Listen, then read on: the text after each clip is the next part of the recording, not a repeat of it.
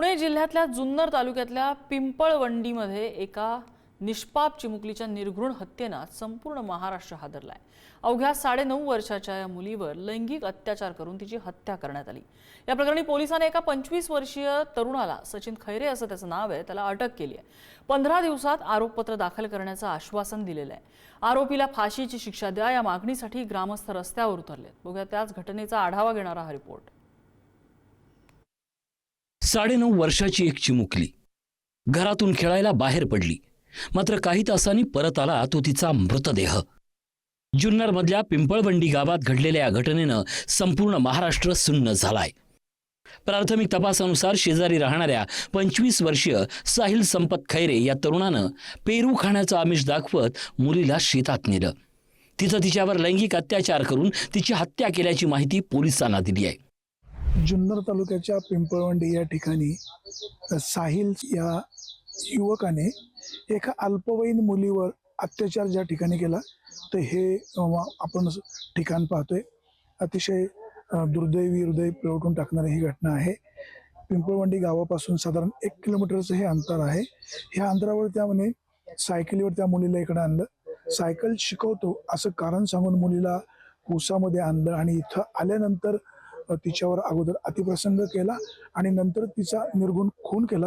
DYSP Dhananjay Patil, त्याचबरोबर गुन्हे अन्वेषण पथकाचे प्रदीप क्षीरसागर इथं आले। पोलिसांनी सगळ्यांना समजावून सांगितलं, त्यांनी मागणीचं निवेदन दिलं। फास्ट ट्रॅक कोर्टामध्ये हे केस चालवून लवकरात लवकर त्याला कठोर शिक्षा करायला लावू, अशा प्रकारची भूमिका पोलिसांची राहिलेली आहे।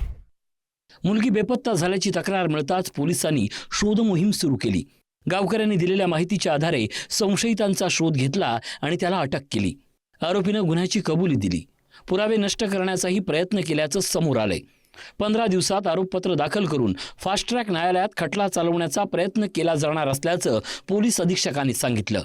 ही जे वाईट घटना घडलेली आहे, दुर्दैवी घटना, त्याच्यात आम्ही 15 दिवसात ते आत जे आहे ते चार्जशीट जे आहे ते माननीय कोर्टात दाखल करणार आहोत आणि त्याच्यात जलद गतीने जे आहे ते पुढे तपास आणि प्रॉसिक्युशन होईल याबाबत त्यांना सांगण्यात आलं आहे। या घटनेनंतर पिंपळवंडी गावात संतापाची लाट उसळली आहे।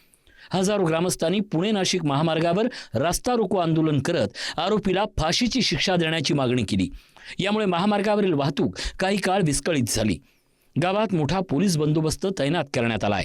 अतिशय घाणेरड्या आणि क्रूर आहे, तर असे आरोपी पुन्हा अशा प्रक्रिया करू नये आणि कुठल्याही आईबापाच्या पदरी असा गुन्हा परत किंवा असं वाईट प्रसंग येऊ नये म्हणून शासनाने या आरोपीला मृत्यू हा दंड द्यावा, बस एवढीच मागणी आहे। अशी घटना काळीमा फासणं म्हणजे हा नराधम विकृत प्रवृत्तीचा आहे तो। आणि खूप दिवसापासून मी काल माहिती घेतली तर महिलांचे कपडे नेणं, छोट्या मोठ्या गोष्टींवरती त्यांना हे करणं, ह्या जर विकृती जर लवकरात लवकर जर तेव्हाच समोर आल्या असत्या तर हा जी घटना थोडीशी टाळता आली असती। या प्रकरणावरून राजकारणही तापलंय। संजय राऊत यांनी राज्यातील कायदा सुव्यवस्थेवर प्रश्नचिन्ह उपस्थित केलं। सोबत अमृता फडणवीस यांचा आधार घेत सरकारवरही टीका केली। राज्याची कायदा सुव्यवस्था पण सुधारायची आहे, त्याच्यामुळे मुख्यमंत्री बदलायला पाहिजे। गृहमंत्री आहेत ना राज्याचे, मुख्यमंत्री हे गृहमंत्री आहेत। मुलींवरती वारंवार अत्याचार होत आहेत, मुलींवर, लहान मुलींवरती हे नरभक्षक आणि नरराक्षस अत्याचार करून त्यांच्या हत्या करतायत।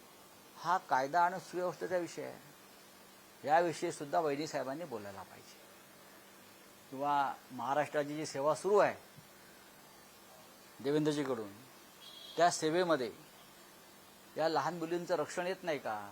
स्त्रियांचा सन्मान करणं हे आपल्या देशात, आपल्या पूर्ण राष्ट्रात खूप जरुरी आहे आणि जिथे स्त्रीचा सन्मान होतो तिथेच ते राष्ट्र पुढे जातं। तर हे प्रत्येक माणसाच्या पण मनात ठसाळलेलं पाहिजे, तरच यात खूप मोठा बदल होऊ शकतो।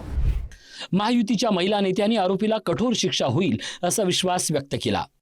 परंतु मूळ मुद्दा असा आहे की आमच्या शासनाच्या ज्या यंत्रणा गाव पातळीपर्यंत सक्रिय असल्या पाहिजेत आणि केवळ मुलींमध्ये प्रबोधन करणं पुरेसं नाही आहे, तर जे तरुण मुलगे आहेत किंवा बेरोजगार आहेत, युवक आहेत, सातत्याने वेगवेगळ्या मार्गाने येणारा अश्लील वाङ्मय, ड्रग्ज आणि याच्यामधून खूप त्यांच्या भावना ज्या आहेत त्या अतिउत्तेजित होत असाव्यात की जेणेकरून समोरची व्यक्ती पूर्णपणाने बलहीन आहे किंवा आपल्याला प्रतिकार करू शकत नाही आणि त्याचा देखील गैरफायदा घेतला जातो आहे असं मला वाटतं. आणि याबद्दलची एखादी मोहीम लवकरच हाती घ्यावी या दृष्टिकोनातून मी प्रयत्न करणार आहे. अवघ्या 3 तासात पोलिसांनी आरोपीच्या मुसक्या आवळल्या. ही पोलिसांची तत्पर कारवाई निश्चितच कौतुकास्पद आहे. या संदर्भात आता या प्रकरणाची फास्ट ट्रॅकवर सुनावणी होऊन आरोपीला कायद्यानुसार कठोरात कठोर शिक्षा म्हणजे मरेपर्यंत फाशीची शिक्षा होईलच. एका निष्पाप चिमुकलीचा जीव घेणाऱ्या या विकृत मानसिकतेला समाजात कोणतीही जागा नाही. तत्परतेने पोलीस प्रशासनाने 3 तासामध्ये त्या नराधमाला त्या ठिकाणी पकडलेले आहे. आपले कर्तव्यदक्ष मुख्यमंत्र्यांनी वारंवार सांगितलंय, मुलींच्या महिलांवरच्या अत्याचाराला कधी या ठिकाणी मदत केल्या जाणार नाही. तात्काळ त्यांच्यावरती कठोर ते कठोर कारवाई केली जाईल आणि तशाच पद्धतीने फास्ट ट्रॅक कोर्टमध्ये हा विषय सुद्धा चालून त्याला कठोर शिक्षा करण्यात येईल. या घटनेचे पडसाद आता राज्यभर उमटतायत. विविध क्षेत्रातील नामवंतांनीही आपलं मन मोकळं केलंय. अत्यंत घृणास्पद, अत्यंत खालच्या पातळीचा गुन्हा आहे आणि त्याच्यावर कठोर कारवाई झाली पाहिजे आणि जितकी कठोर शिक्षा होऊ शकेल तितकी कठोर शिक्षा व्हायला पाहिजे, जेणेकरून पुढच्या काळात पण त्याच्यावर आळा बसण्याला मार्ग सापडेल आणि आळा बसण्यासाठी मदत होईल. पिंपळवडीतील दुर्दैवी घटनेमुळे आणखीन एक गंभीर प्रश्न ऐरणीवर आलाय. पिंपळवडीतील पोलीस चौकी गेले 8 ते 10 वर्ष बंद असल्याचा आरोप ग्रामस्थांनी केलाय. गावात कायमस्वरूपी पोलीस यंत्रणा कार्यरत असती तर अशी घटना टाळता आली असती का, असा सवाल आता उपस्थित केला जातोय. पोलीस चौकी तातडीनं सुरू करून कायमस्वरूपी अधिकारी कर्मचारी नियुक्त करावेत अशी ग्रामस्थांनी मागणी केली आहे. एका निष्पाप चिमुकलीचं आयुष्य संपलं, पण या घटनेनं अनेक प्रश्न निर्माण केले आहेत. आरोपीला कठोर शिक्षा मिळेल का? तपास वेळेत पूर्ण होईल का? आणि सर्वात महत्त्वाचं म्हणजे या अशा घटना पुन्हा होऊ नयेत यासाठी व्यवस्था नेमकी काय बदल करणार? नसरापूर ते पिंपळवंडी मुलींवरील अत्याचार सुरूच आहेत. हे प्रकार थांबवण्यासाठी सरकारला शिवरायांच्या इतिहासातून काहीतरी प्रेरणा घेऊन पावलं उचलावी लागणार आहेत, हे नक्की. सुरेश वाणीसह मी ज्ञानेश्वर चौतमल, पुढारी न्यूज, जुन्नर, पुणे.